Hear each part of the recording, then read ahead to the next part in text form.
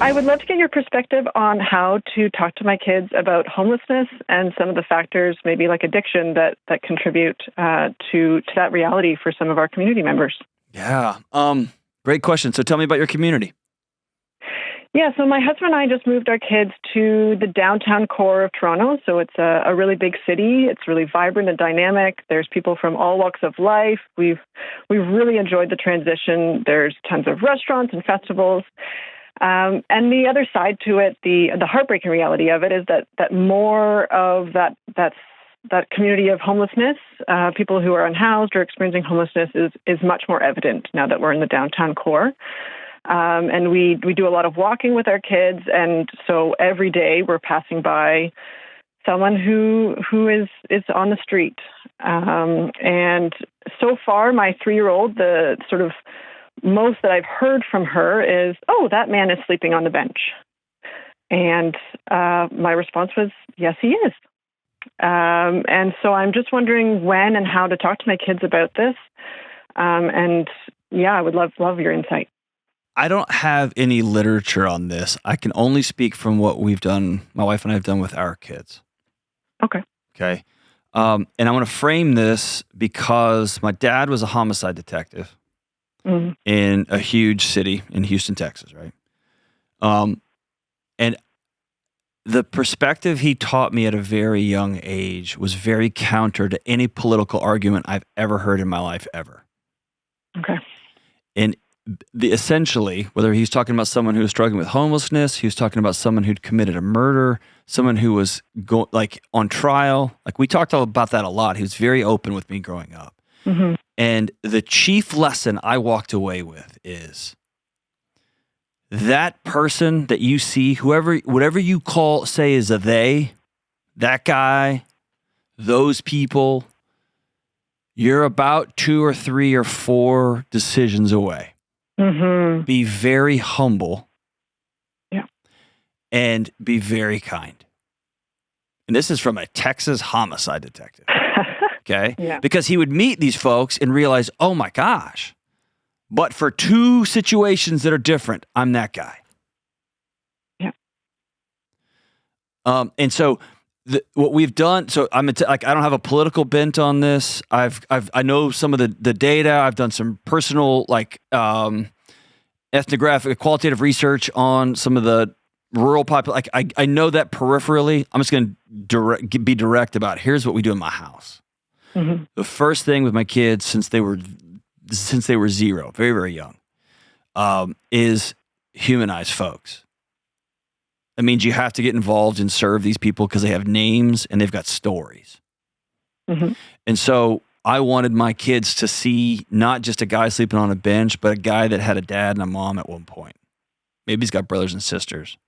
Yeah. And when somebody has a name, it opens up to, yeah, that person may be very, very sick. And that sick, instead of coughing sick, and again, if you're talking to a 3 or 4-year-old, instead of coughing sick, that sick is inside their mind. And they really struggle. And one of the unfortunate things about our world is there's not a ton of resources for people with that kind of sick. Yeah. Imagine not being able to go to the doctor when you were sick. Mm-hmm. And what it will do is challenge you and your spouse to come up with what's our house going to look like, right? Yeah. So, for instance, my local church here participates in something called Room at the Inn, where during the winter, the local churches in Nashville, Tennessee, have beds, mattresses all through their buildings, and homeless folks come spend the night there. And we have meals, but more than meals, we hang out, play games, laugh.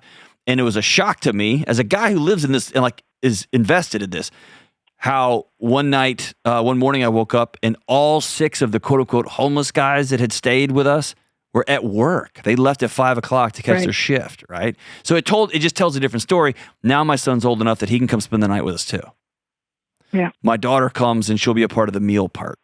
Right. And so it's just finding places. And then my wife and my daughter make bags with water and socks and gloves, things like that. We don't tell anybody about that. This is the first time I'm ever talking about this. But my kids are always seeing, hey, that's somebody's dad. That's somebody's brother. Yeah. Yeah. Right? And so it's finding ways to get involved and humanize them and then not shying away from your own personal heartache. Mom, that's so sad. Yeah. Yes, it is. It breaks my heart. Mm-hmm. And kids will call us out. Well, why do we have all these extra rooms? Can they come stay here? Mm-hmm. Right? And those, like, out of the mouth of kids, man, kids tell the truth. Yeah. And so it's addressing some of those things head on. And I used to, one of my things for my students when I was a college professor was I couldn't solve anything. I was a professor, right? Mm-hmm. But what I always wanted is I never wanted my students who left my class to ever be able to drive through a neighborhood again and not see it. And that's it. We have already noticed within days of being in such a busy place how far removed you immediately become. Right. Of just you're on your walks, you're doing your thing, and suddenly you don't notice it anymore, and that's also really scary. Yeah, I don't ever want a person to become a crack in the sidewalk. Exactly. Right, and so it starts with you and your husband saying, "As for our house, us two, if this matters to us." And I'm assuming because you're calling that it does matter, right? It does. Yes. Then what is one small thing we can do to get involved? Is there a local organization? And if you're not a person of faith, there's 5 million nonprofits in these cities. Where's a thing we can invest our time in that then becomes the story? Mommy, where are you going? Daddy and I, you know that man that was sleeping on the bench? Yes, ma'am. Your daddy and I are going to help him out. Yeah. What do you mean? Well, he doesn't have a house to sleep in. He doesn't have any food, so we're going to go make sure he's got a meal tonight. Why doesn't he have any food? I'll talk to you about that when I get home. Yeah. And we're going to begin gently those conversations. But kids, my friend Rachel Cruz says more is caught than is taught. They're going to learn by how you and your husband either go, ugh, or if they ask for money, you turn your nose up or pretend they're not there. Your kids will learn to pretend people aren't there. Yeah. Or if you look them in the eye and say, dude, I don't have any cash. I'm so sorry, man. I don't have any cash, but my name's John. What's your name? Dude, it's an honor to get to meet you today. And you walk on, your kids will pick that up too. It's a really great reminder. Yeah. If I can just go a little bit further then, Sure. Is there an age or stage where if they haven't asked, you want to make sure you bring things up? Like that? My wife and I, again, this is the path we have taken. When they were very young, and I would say 10 or younger, 9 or younger, we tried to let our actions do all of the talking. Yeah. And so conversations about sex, about mental illness, about violence, right? Those kind of things. I want my kids to see me weep when somebody dies. Yeah. And I haven't shielded them from that. My unfortunately, I think Will Ferrell humor is still the funniest humor on the planet. And so I've had to explain when I make a joke, my wife's like, all right, your dad's going to explain that to you all. So like talking about sex has never been a taboo thing in our house. And so it was never, only now that they're getting older are we pulling them aside and saying, hey, this is what a period, like you've heard us talk about periods. This is what this actually means, what it's going to feel like. Right. Or like, obviously I'm not having that conversation, but, or I'm taking my son out to talk about X, Y, or Z, right? So we like to let our actions when the kids are young do the talking and let them and communicate. There's never a question you cannot ask us. Mm-hmm. And then as they get older, it's less about why is that guy there? Because by the time they're 6, 7, and 8, they already know about that guy because mom and dad go every week or every other week to serve in the soup kitchen. Mm-hmm. And that guy's Jeff. Yeah. Right? And when Jeff's angry, we step away because that's real. I don't want to be it's not all roses. If you work with anything with homeless, it can be tough. And there's some harsh realities to all that. But that's the way we do it. And then as they get older about very specific things, but we've tried to cultivate, we haven't done it perfectly, obviously. We've tried to cultivate a healthy field that our kids can plant any seeds they want and ask anything that they want. But most of it is, I want them to see us living by action. No, I love that.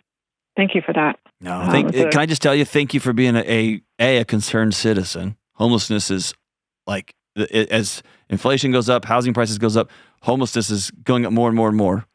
And thank you for being a person who doesn't just point a finger at a homeless person and say, oh, it's your, like, right. Thank you for being that person. But also thank you for caring about the world your kids are growing up in and your actions and kindness will teach them the kind of citizen they can become. I love that. It's the world feels really daunting when I myself am sort of still grappling with my own understanding of these kind of issues. So it's hard to know what am I passing on to my kids and making sure I'm doing that with kindness and compassion for everyone involved. So are you what's your educational background? More in the sciences. I have a doctorate in neuroscience. And can I tell you how I knew to ask that? You, like me, and my wife was Dr. Delony before me, we were trained to think very carefully and deeply and thoughtfully about something before we put any sort of action into the world. Yeah. And what I want to tell you is raising kids is the exact opposite. Do the next right thing and then be willing to say, I was wrong on that one. Right. You know what I'm saying? Yeah. And so let your actions be the guide. You are not going to intellectually solve this problem. It's plagued humanity. But you can make a really powerful difference to Jeff. Yeah. The guy who's got schizophrenia and they kicked him out because he doesn't have any more money. Yeah. You can make a huge difference in the life of Susan, who's, if she told you her story, you would just start sobbing because it's so awful. Mm-hmm. You can give her a hot meal. You may not even change her situation, but she's going to eat tonight because me and my husband got involved. Yeah. And then your kids are going to see that sort of heart and mind. And then if you want to become a sociologist, you can go down the rabbit hole. But I wrote a second dissertation. I don't recommend it. It's not a great idea. But thank you for having such a beautiful heart and spirit about you that really that encourages me in a time when things feel like they're getting dim. People like you out there saying like, I want to hold the light out here, and I got 2 kids. I want to make sure I hold as much light as I can. Thank you for being that kind of mom. Kudos to you.